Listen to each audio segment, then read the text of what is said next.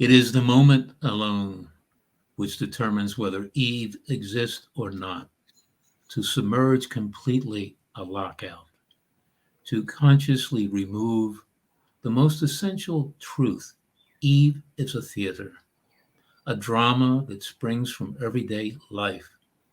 Eve is the city of dreams, mother, goddess, a current to the past, an old fear that compels the first and final peril. And so it goes. Mystery gift from our guest, Joanna Leva's book, Eve Heads Back. Good evening. My name is Charles Carr, and welcome to Philly Loves Poetry, a collaborative program between the Moonstone Arts Center of Philadelphia and Philly Gab. The focus of our program, as it always has been, is to give you, our viewers, the experience of the rich culture of poetry in the Philadelphia area. And tonight we again have a special guest in our series. I mentioned her name, Joanne Leva. Joanne is a friend and a great friend of poetry in this area, and is very well known. Joanne is the author of Eve Heads Back. That's the poem from which I read the opening poem, and Eve Would Know. Joanne is an advocate for creative writing and community service. She is the founder and executive director of the Montgomery County Poet Laureate Program and founder and editor-in-chief of Tech Poet, an online poetry manuscript services company. Joanne's poems have appeared in the American Poetry Review. Peace is a Haiku Song, 50 over 50, Apiary, the Schuylkill Valley Journal, Rag Queen Periodical, Mad Poets Review, Bucks County Writer, Transcended Visions, among other publications.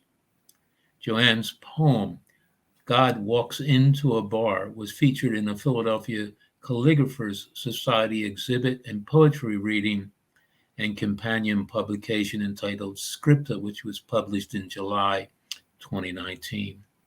Her poem, Looking Back on the Mountain, was featured in an exhibition and companion publication entitled Making Magic, Beauty in Word and Image at the James A. Michener Museum in Doylestown, Pennsylvania, between November 2012 through March 23rd, 2013. So welcome, Joanne. It's great to have you. Thank you. And and for all the work that you have done and you continue to do for promoting poetry, and especially giving us a poet laureate in our area from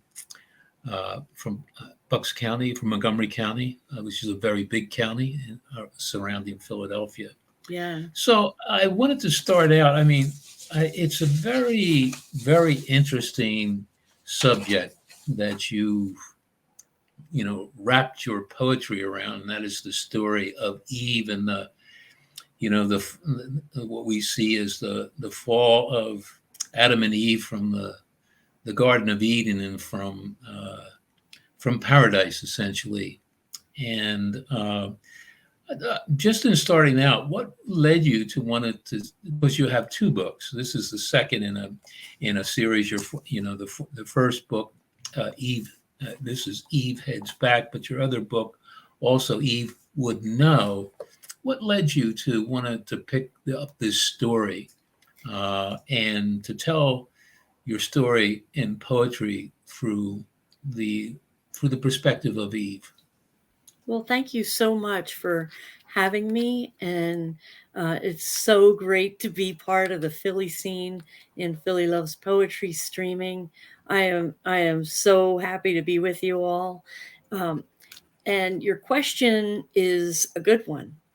And it also gives me the opportunity to send out praise to Dr. Christopher Bursk, was my mentor and fearless leader in exploration. I was attending a master class of his, which he had run for God knows how long, probably like 30 years or maybe more. and there was about 50 people that came from all over different states, and we would meet every week from January till May, and we'd all explore themes and poetry, and we became this tight knit group that um, meets today still in different circles. And um, so one year, Chris gave us a challenge to explore someone in mythology, and it I don't know exactly how it came, but it's always interested me how in the Bible there's like one sentence that describes Eve, right? And literally anyone, I mean, pretty much, I know I'm like assuming, but if you say the word Eve or Adam and Eve, I'm I know for me, like a picture comes to mind, like a scene, almost like a complete storyline comes to mind. But in the Bible, it doesn't really map out like any scene setting or dialogue or anything. So it just like started to unfold for me, and I started to relate to Eve, and then ultimately embrace Eve. And in Eve would know, that was my first like kind of phase of how Eve would relate to the world, almost like a redo of Eve, right? Like she gets a second try. What would happen? And Hmm. it's pretty much through Eve Heads Back. It's pretty much like an exploration of anachronisms, and a study in anachronisms. I really had a lot of fun, and am having fun. I'm working on my third part of the trilogy. I want to make it a trilogy. Uh-huh. So keep keep your eyes peeled because that's going to come out. Okay. And so, what is interesting when people say, "Well, this is this," you know, kind of towering biblical figure that we can look at, and which history has defined in all kind of different ways, and Yeah. how one's perspective on Eve is tells you pretty much a story about society.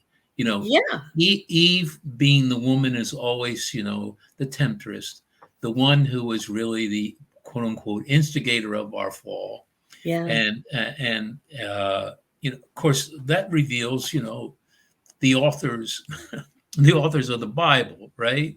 And so what you have done is you have made Eve contemporary to speak to that some of that what I'll call mythology, to make her contemporary Yeah. and to make her live in the world that's Yes. not necessarily paradise, Yeah. but to do what possibly she can to survive and still have Exactly. this relationship. And when you read it, is somewhat still remote with Adam. Adam's present, but he's not present.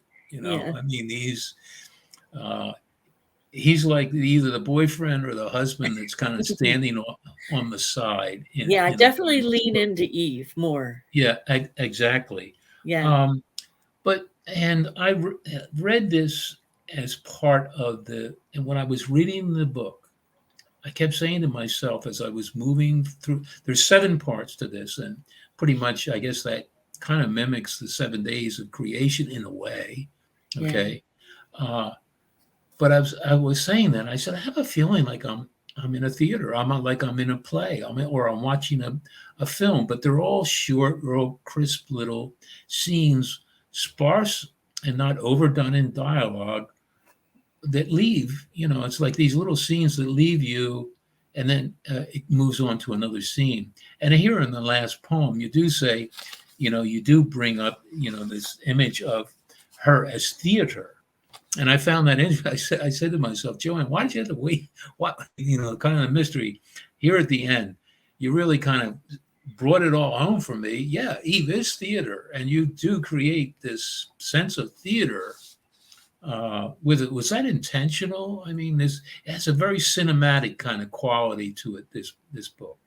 Yeah, it was. And the the crisp, um, disciplined method of like recognizing the significance and brevity of the present moment is more the focus of the format of the poems.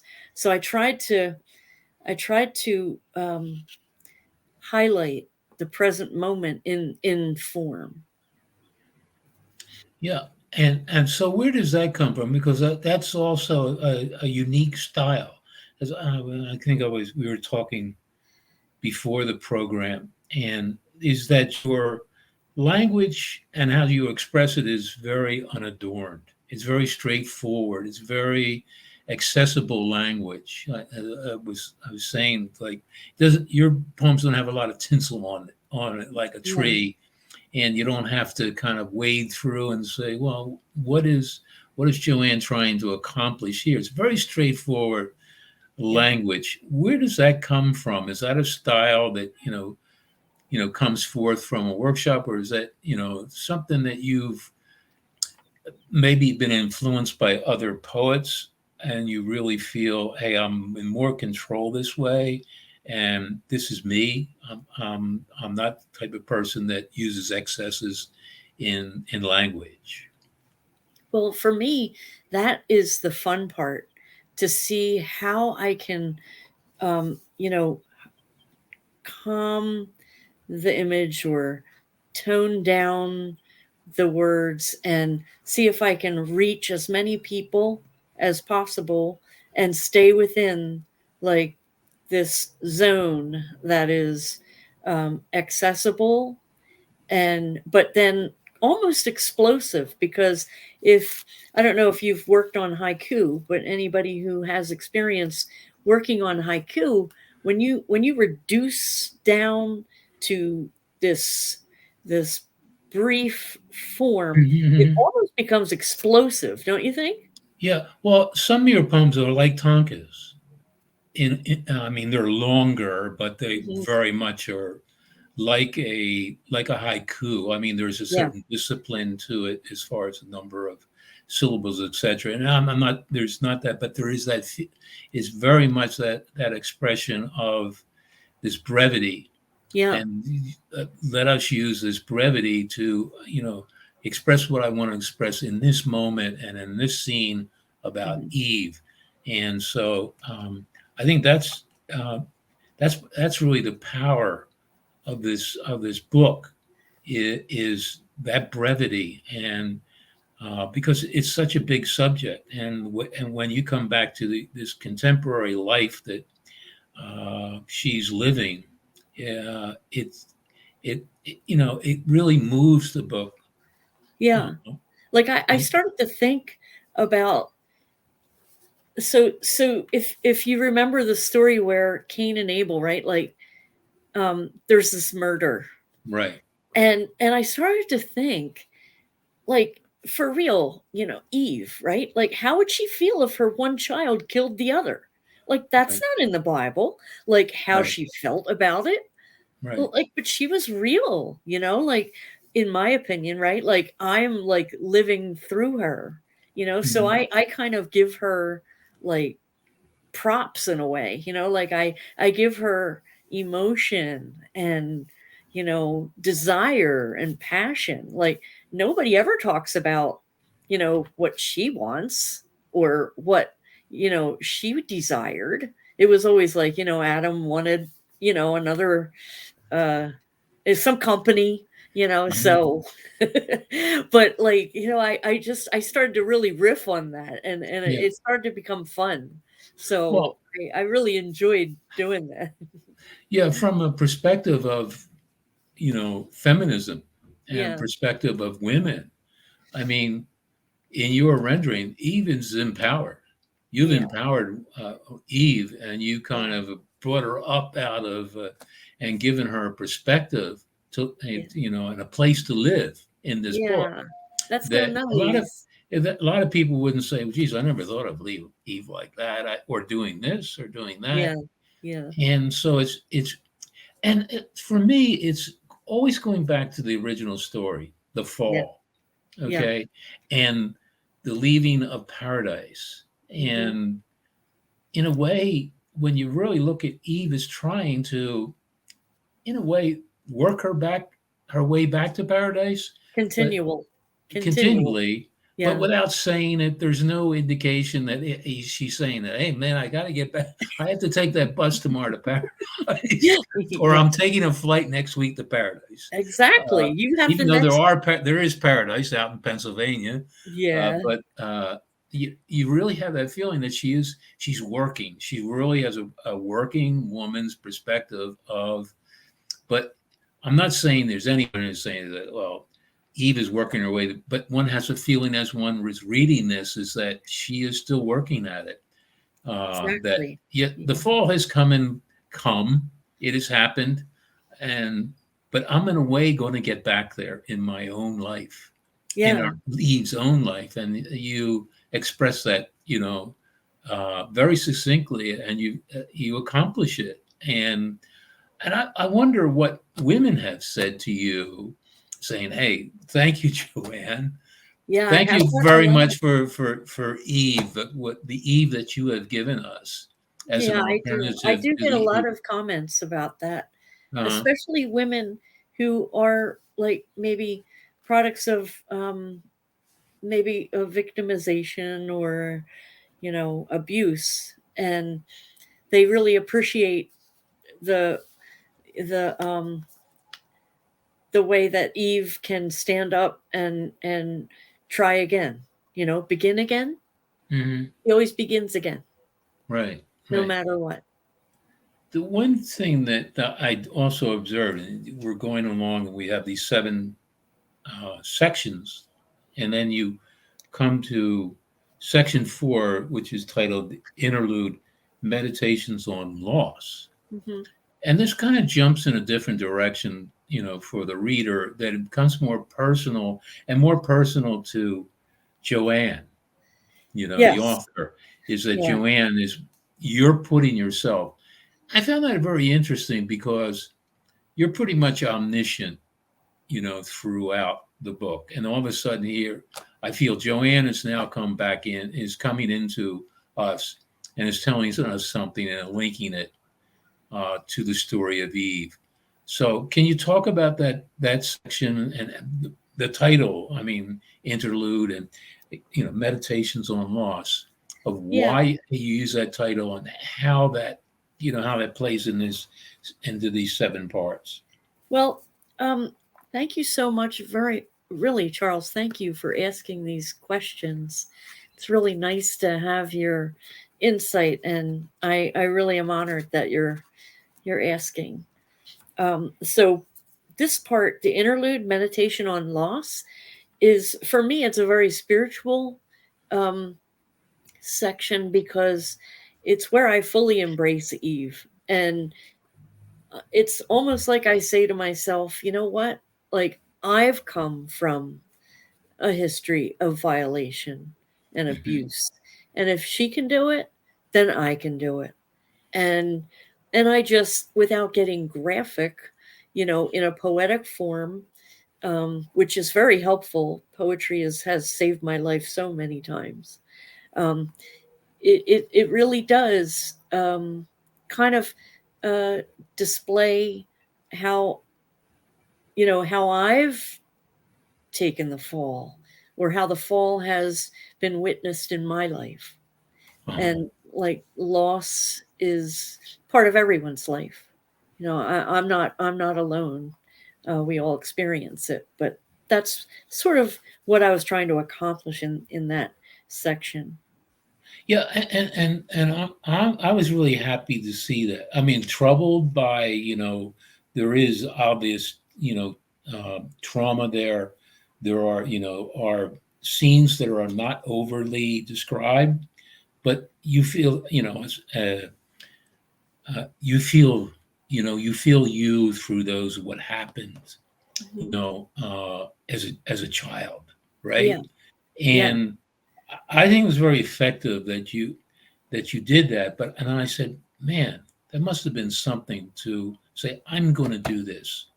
Yeah, I'm coming a little way out of Eve, and I'm being Joanne, but as Eve, and I'm presenting this story about my life, some parts of my life as a child, Yeah. and that it works very effectively. Surprising when you come to it, but nonetheless, it's there, and one understands what you're trying to accomplish, through that particular section, because it's not only it's a loss.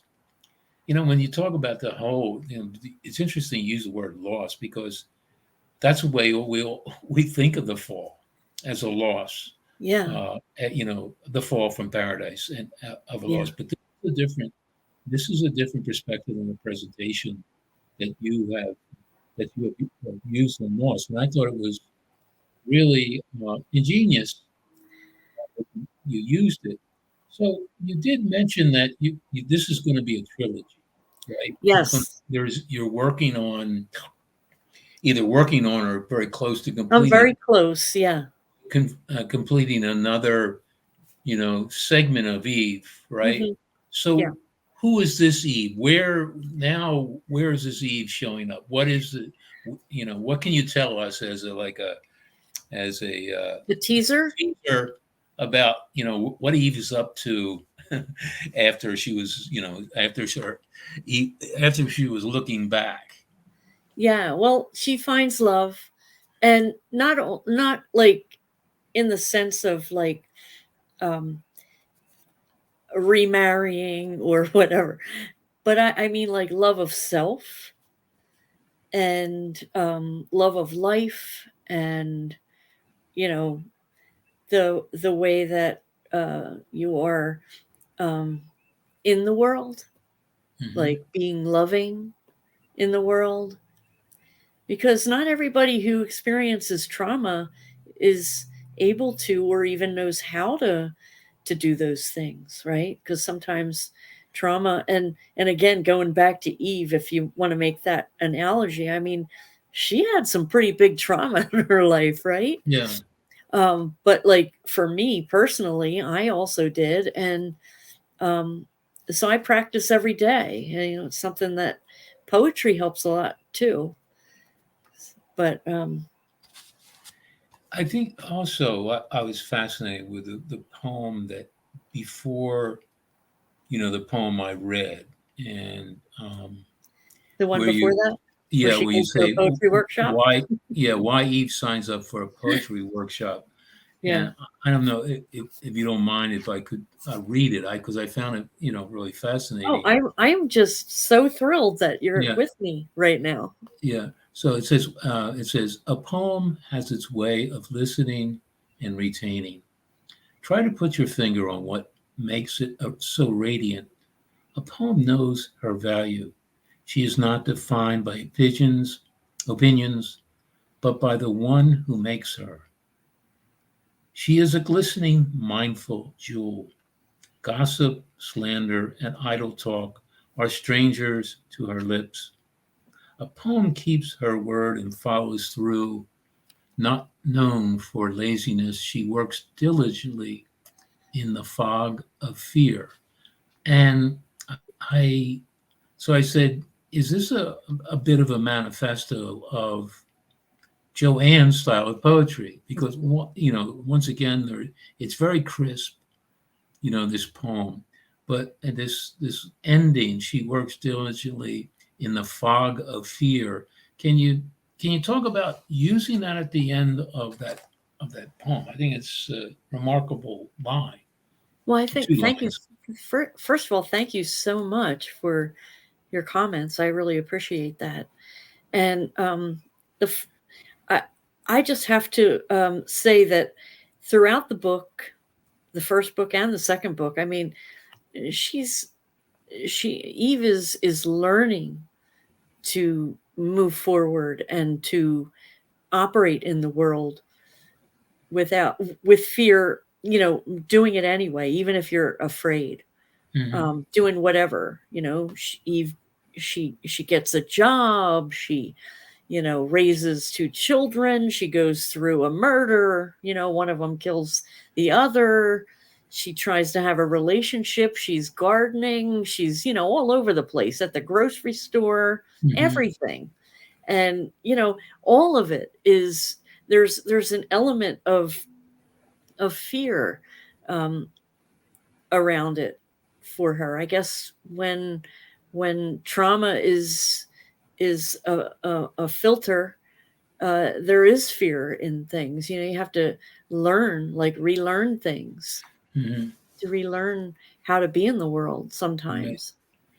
I think it's very interesting you use the term fog of fear Mhm. because it's a very good rendering of the fear that you're talking about that comes with, the trauma that, Yeah, that kind of you hint at yeah, and for without, bludgeoning us over the head with it. yeah. That's the thing that you have. That I say, you, the universal Right. you. Right. Um, when you are a survivor of trauma, or something like you know that's not very pleasant, um, Hmm. people don't really want to hear that. It's not something people like sit down and say, oh, let's hear what you have to say. You have to kind of be very mindful of them. At least I am. I don't want to hit people over the head with like my trauma. Right. So it was kind of a nice off ramp to use Eve in that way, to share my story, my fear, um, and my desires through Eve. And when we talk about that last night, we're just talking about poetry workshops and in the fog of fear. How Hmm. many times and you've been in poetry for a while, have you Yeah. seen someone who is just kind of starting out Hmm. that has this tremendous fear, you know, Yeah. oh, geez, you think I could, really write a poem that Oh, I you think I know. could go to a workshop? I know. You see them open readings I love the and open mic. That's my the favorite part. and you have to come up to a person and say, "Hey, that was really great." Oh, I you think know. I so? know.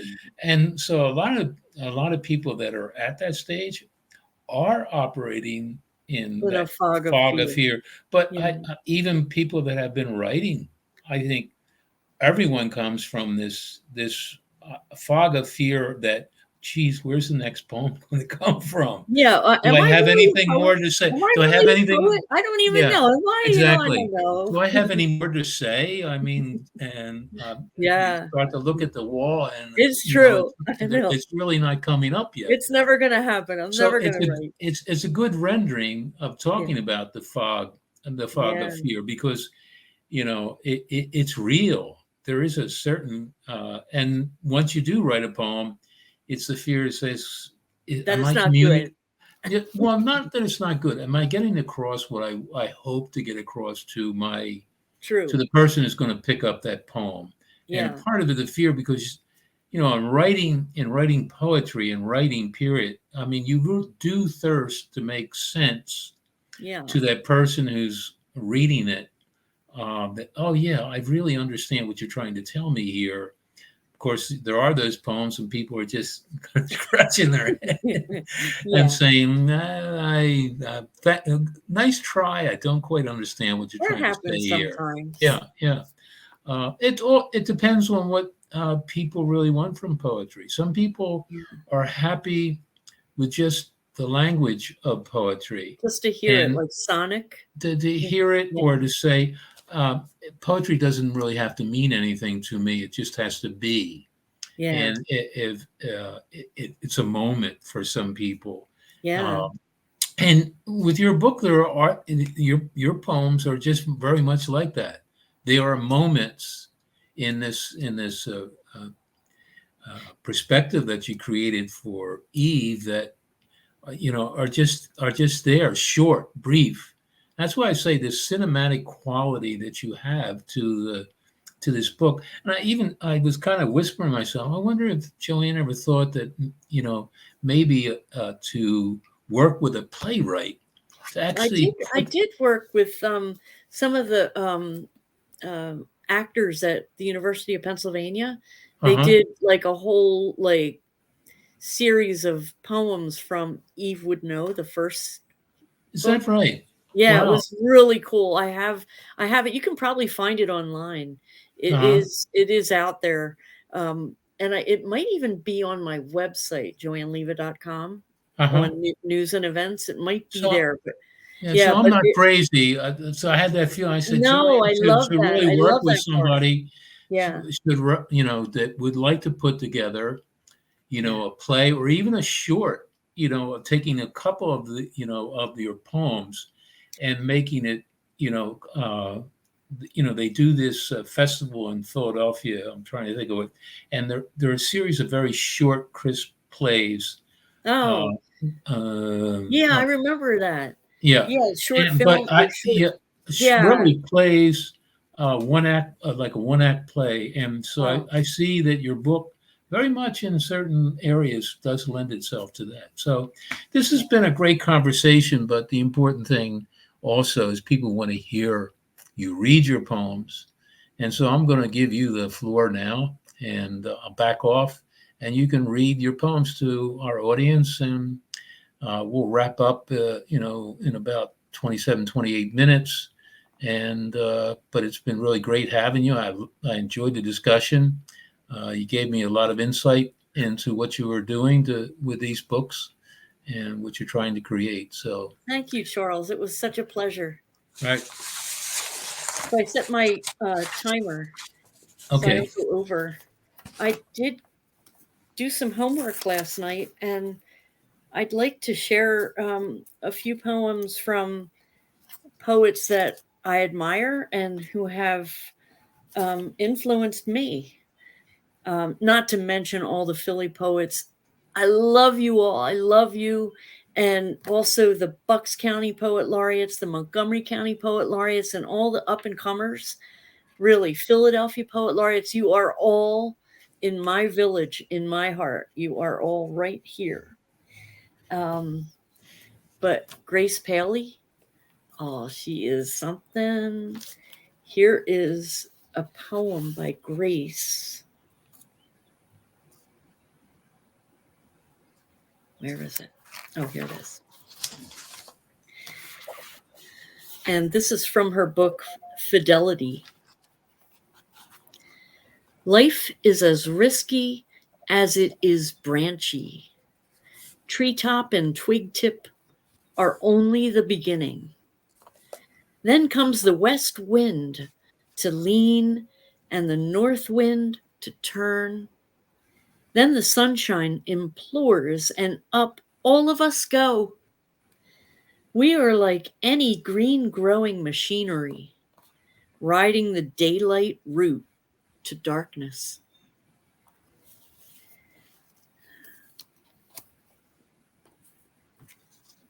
And then, um, of course, Sharon Ald's Satan Says. I'm gonna, I hear a lot of people um, quoting Satan Says, and I would really like to read it because this gave me the courage to embrace my past, and I know others feel the same. But this is really Sharon Olds is just a groundbreaker. Satan says, "I am locked in a little cedar box with a picture of shepherds pasted onto the central panel between carvings. The box stands on curved legs. It has a gold heart-shaped lock and no key. I am trying to write my way out of the closed box, redolent of cedar. Satan comes to me in the locked box and says, 'I'll get you out. Say my father is a shit.' I say my father is a shit, and Satan laughs and says, 'It's opening.' Say your mother is a pimp. My mother is a pimp. Say something opens and breaks when I say that.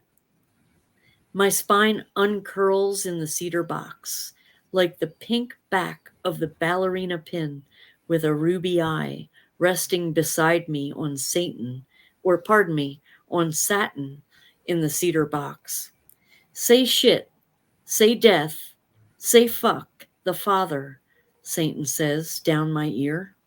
The pain of the locked past buzzes in the child's box on her bureau, under the terrible round pond eye etched around with roses, where self loathing gazed at sorrow. Shit, death, fuck the father. Something opens. Satan says, "Don't you feel a lot better?" Light seems to break on the delicate Edelweiss pin carved in two colors of wood. "I love him too, you know," I say to Satan, dark in the locked box. "I love them, but I'm trying to say what happened to us in the lost past." "Of course," he says and smiles. "Of course. Now say torture." I see through the blackness soaked in cedar the edge of a large hinge open. Say, "The father's cock, the mother's cunt," says Satan. "I'll get you out." The angle of the hinge widens until I see the outlines of the time before I was, when they were locked in the bed. When I say the magic words, cock, cunt, Satan softly says, "Come out." But the air around the opening is heavy and thick as hot smoke. "Come in," he says, and I feel his voice breathing from the opening. The exit is through Satan's mouth. "Come in my mouth," he says. "You're there already." And the huge hinge begins to close. Oh no, I loved them too. I brace my body tight in the cedar house. Satan sucks himself out the keyhole. I'm left locked in the box. He seals the heart-shaped lock with the wax of his tongue. "It's your coffin now," he says, Satan says. I hardly hear. I'm warming my cold hands at the dancer's ruby eye, the fire, the suddenly discovered knowledge of love. And then one final acknowledgement. And this is someone I go back to over and over and over. Naomi Shihab, kindness. Before you know what kindness really is, you must lose things. Feel the future dissolve in a moment, like salt in a weakened broth. What you held in your hand, what you counted and carefully saved, all this must go so you know how desolate the landscape can be between the regions of kindness. How you ride and ride thinking the bus will never stop. The passengers eating maize and chicken will stare out the window forever. Before you learn the tender gravity of kindness, you must travel where the Indian in the white poncho lies dead by the side of the road. You must see how this could be you, how he too was someone who journeyed through the night with plans, and the simple breath that kept him alive. Before you know kindness as the deepest thing inside, you must know sorrow as the other deepest thing. You must wake up with sorrow. You must speak to it till your voice catches the thread of all sorrows and you see the size of the cloth. Then it's only kindness that makes sense anymore. Only kindness that ties your shoes and sends you out into the day to gaze at bread. Only kindness that raises its head from the crowd of the world to say, "It is I you have been looking for," and then goes with you everywhere like a shadow or a friend. So those are my peeps. And what I thought I would do is I have a list I created of things that might be a good place to start to share some of my work. Um,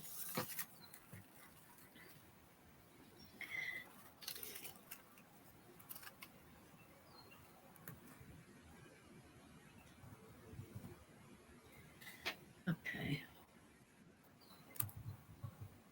Okay, so I'm going to share this one. It's called from Eve would know. In my last life, I think of her while on my hands and obedient knees, bracing for the familiar thrust inward. Our child still in my womb, me and the four-post bed shaking, me and the yellow with age wallpaper coming apart at the seams, me and the unpolished knob on the narrow closet door, our gaping holes, no key to be found.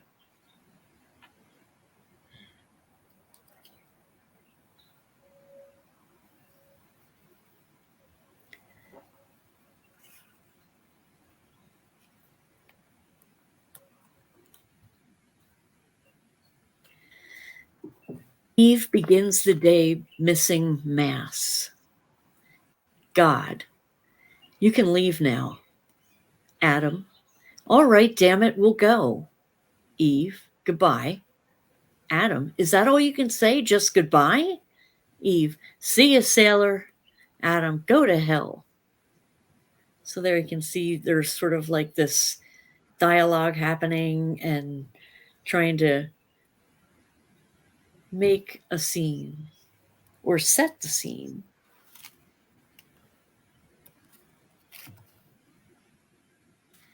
The paradox.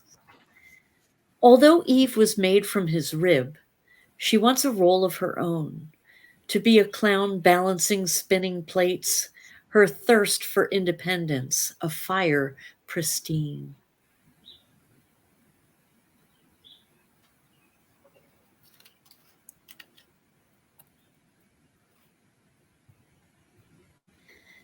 Between mud and the stars, Eve spins a net of images and her heart is torn from her chest.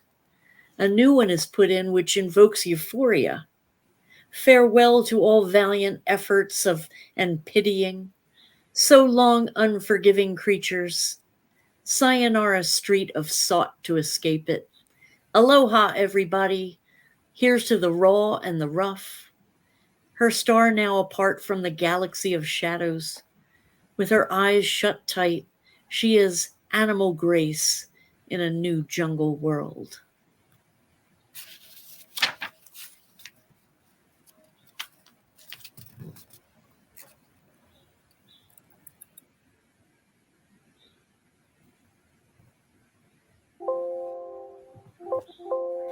Okay.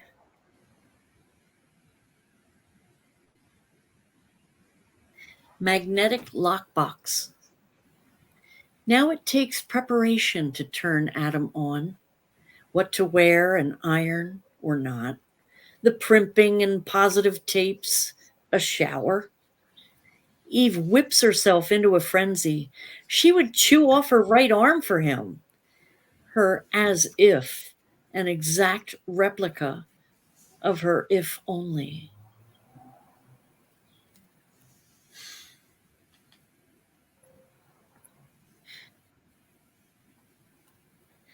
So that is a little bit from Eve Would Know. Here is some poems from Eve Heads Back. I'll start with the poem that I found the title of this book from.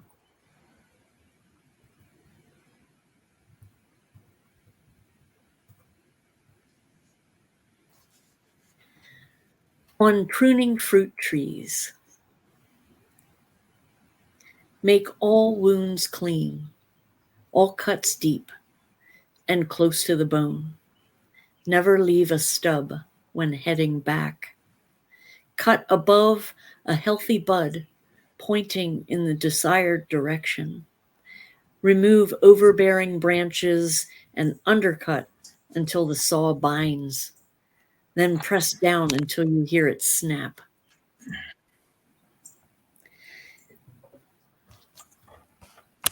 This book also includes, let's see here, 30. A couple of different formats, and you'll see the difference in format here. It's actually a letter, and I've written a couple of letters in here. This one is from Eve to God. Dear Lord, I feel dreadful about ruining your enchanted world yesterday by eating a quince from the tree. You certainly did everything you could to prevent the situation, and I apologize most humbly for ignoring good taste and common sense in pursuing a discussion that was completely inappropriate. I talked to Adam first thing this morning and attempted to mend my fences there, but I feel a great deal worse about what I did to you. The first 2 hours were delightful.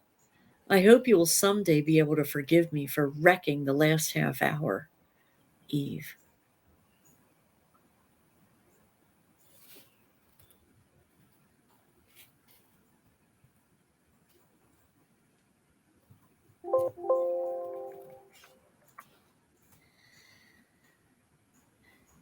Eden, imagined and exotic. Smoke, ocean, and buttermilk sky illuminate the night. Beacon, swagger, and phantom shade. Underpopulated earth of rock and flora rendered in green gray. A paradise teeming with socially engaged nudes and oversized fruit. Lady Godiva feasts on cherries. In the high distance, veiled creatures take flight.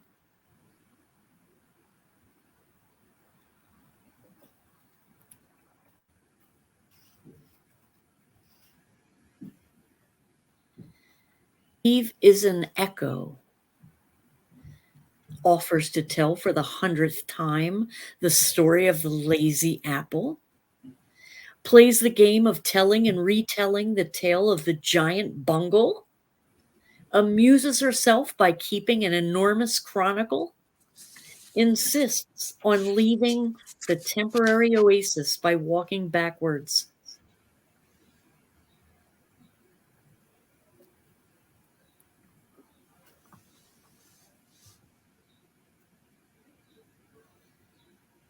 Eve takes the job. Eve takes the job not because she aspires to a career, but she wants to get as far as she can from housekeeping. She does feature writing for the Judea Times and leads the doctrine data mapper department long distance from her overgrown garden.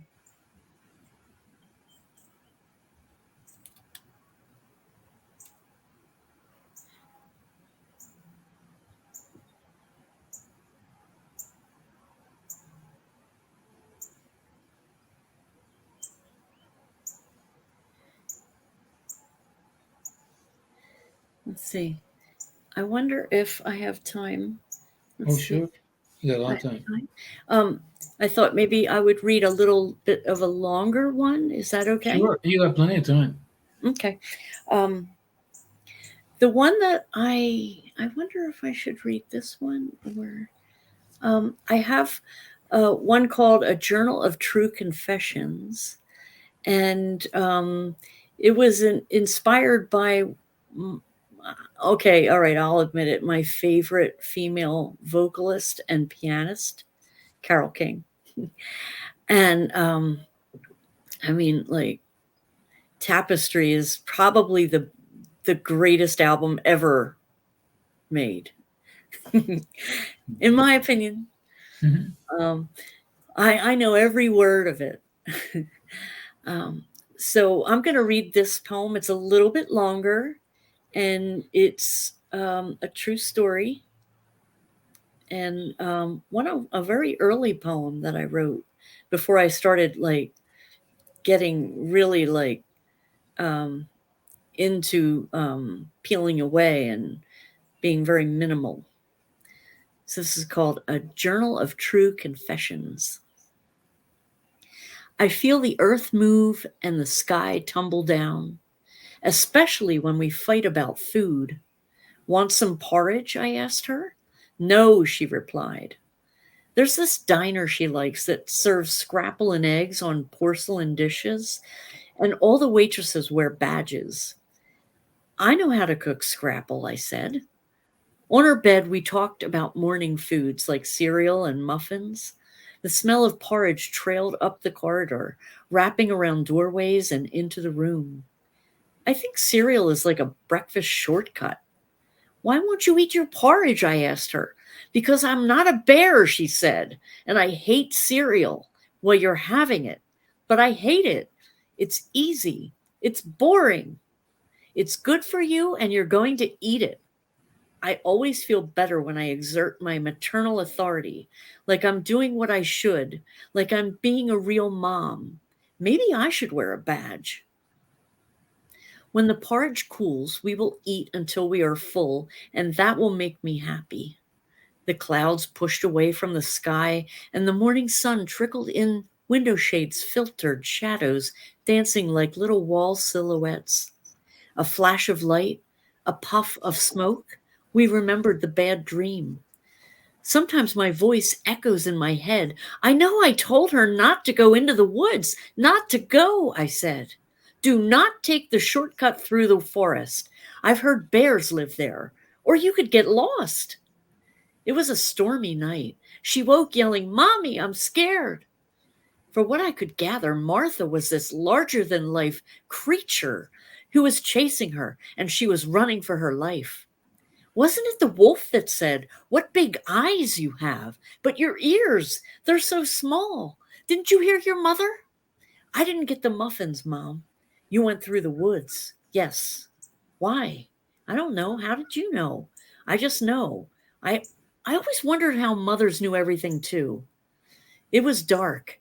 I was lying alone in my bed. She burst in, pleading to sleep with me. I said, No, sleep in your own bed. The room was still. The moon shone through the window shade, filtered shadows dancing like little wall silhouettes. I tucked her back into her own small bed. When morning came, I woke with fury to find her next to me in my bed. Somebody's been lying in my bed, I cried. I couldn't sleep, she said. Our eyes met. The wind blew the chill of the dream over us again, and we huddled together. Want some porridge? I asked. No, she replied. I want to go to the diner. So that was pretty much true what happened. She actually memorized Little Red Riding Hood story. We'd have to read it every night. And uh, she wouldn't eat oatmeal, you know? Mm. So I don't know how that came out. That just came out. Um, so let's see. Let me go to another one. Um, this is another one about my daughter who is now 34 years old. Here Oh, she was wow. about, in the Journal of True Confession, she was about 4. And this one I'll read, The Pillow. She was in going to college, actually. The Pillow. 10 a.m., moving day. You are busy filling dresser drawers while I unpack sheets and make your bed. I notice you packed your peach colored pillow, the one I bought for nap time at daycare. A memoir adorns the dark, droopy edges in patterns of drool. As you and I move, we work on letting go of different things. So, and I also have one I'd like to read for Charles. This is for you, Charles. Okay. Since you are so sweet to ask all of these nice questions and spend time with me. Let me see, I'm going to find it and read it for you. I'm getting there, almost there. Here it is. Oh, wait a minute. Oh, let me see. This is 29. Let me see. Hold on. Here. Oh, 21. Okay. Pardon me. I wrote down the wrong page number. I'm sorry. It's almost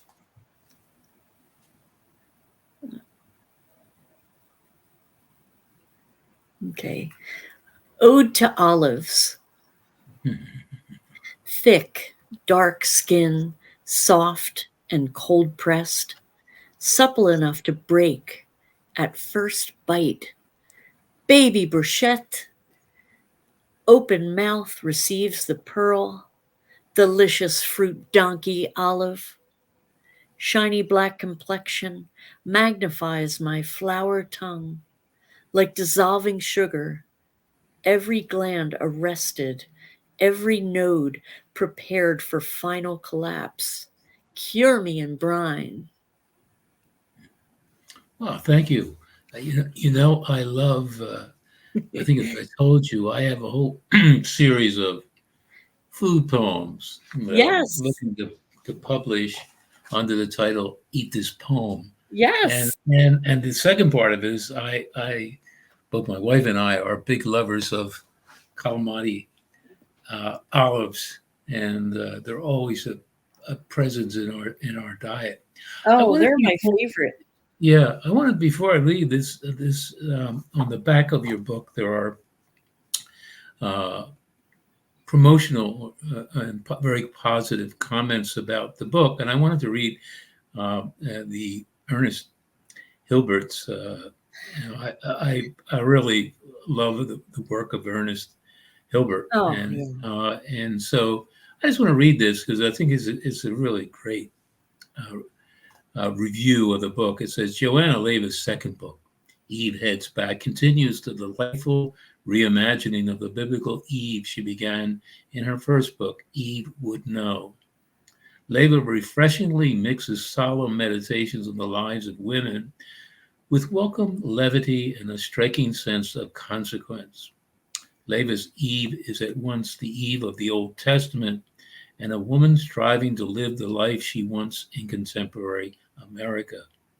This is an Eve who feels ephemeral when she's weeding the garden, receives spam email from the Good Samaritan, and sends her own morning after apology note to God for wrecking that last half hour. This is an Eve who never stops working, hopefully day to day, even as she remains dramatically and inescapably weighted by memories of the garden she shared with Adam and what happened there. This Eve is up to her neck in curses, hopes for a better life, balancing the demands of life as a mother, wife, aspiring professional, repeating the same mistakes, admitting that, quote, being comfortable is not something that comes naturally to her, unquote. This sad, poignant, timely, and timeless collection is a pleasure. Indeed, it is. And it's really been a great pleasure in having you, Joanne. I've always been a fan of yours. You're a very delightful person to be around in this. And there's so many great people I've met along the Yeah. trail of poetry, and you're one that really stands out. So Right thank back you very at you. much. Right Thank back you at very you. much. So I want to thank you. Of course, we're in our seventh season of Philly Loves Poetry, and we couldn't do this without the commitment that Philly Cam has had for this program for this length of time. And we've gone through, when we were in the studio and we were virtual, but the virtual presentation would not be possible without these two really great program directors that we have. Our director tonight is Erin Phelan, a young woman who's from Phoenixville, and I learned tonight that she's an expert in Taekwondo and and is a master of that. But she's also a master of making this program happen and without a hitch. So behind the scenes, we never see her, you never see her, but she does a tremendous job. I also want to say is realize what Moonstone Art Center continues to do for this city in bringing poetry to these communities. And that's really the work of Larry Robin. So kudos to him. Find ways that you can support him. And we look forward to having you again next month.